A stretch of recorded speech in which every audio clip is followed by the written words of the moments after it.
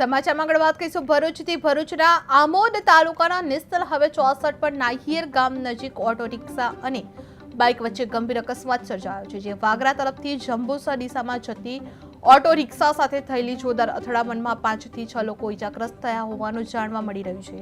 ઇજાગ્રસ્તોને તાત્કાલિક 108 એમ્બ્યુલન્સ દ્વારા આમોદ રેફરલ હોસ્પિટલ ખાતે ખસેડવામાં આવ્યા છે।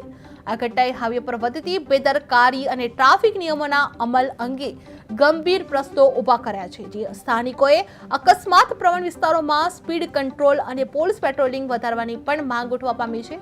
જે આમોદ હાઈવે પર ગંભીર અકસ્માત સર્જાયો હતો, જેમાં ઓટો બાઇક અથડામણમાં અનેક ઇજાગ્રસ્તો થયા હતા।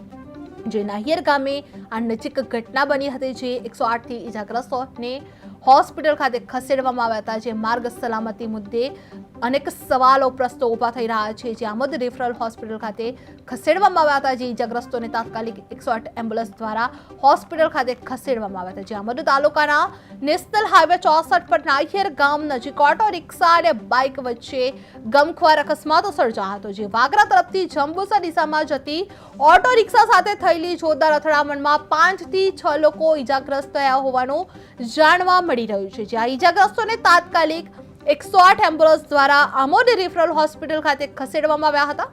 જે આ ઘટનાએ હાઈવે પર વધતી બેદરકારી અને ટ્રાફિક નિયમોના અમલ અંગે ગંભીર પ્રશ્નો ઊભા થઈ રહ્યા છે, જ્યાં સ્થાનિકોએ અકસ્માત પ્રવણ વિસ્તારોમાં સ્પીડ કંટ્રોલ અને પોલીસ પેટ્રોલિંગ વધારવાની પણ માંગ ઉઠવા પામી છે।